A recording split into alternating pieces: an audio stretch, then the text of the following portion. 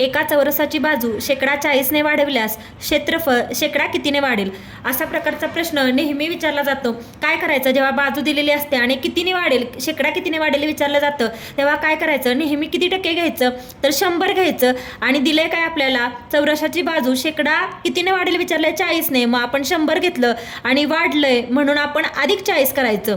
इथे कितीने वाढलंय 40ने म्हणून अधिक 40 केलं. मग 100 अधिक 40 किती झालं, 140 झालं. मग आलेले जे उत्तर असतं त्यातला 0 नेहमी कॅन्सल करायचा, राहिलं किती, 14.